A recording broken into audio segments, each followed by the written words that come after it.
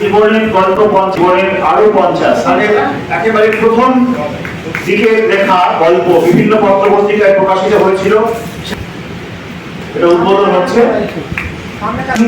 প্রকাশক মাননীয় প্রকাশক রয়েছেন এখানে, তারপর ধন্যবাদ স্যারের সেই পুরনো লেখাগুলোকে আবার আমাদের সামনে উপস্থাপিত করা, এগুলো আমরা আবার পেয়েছি।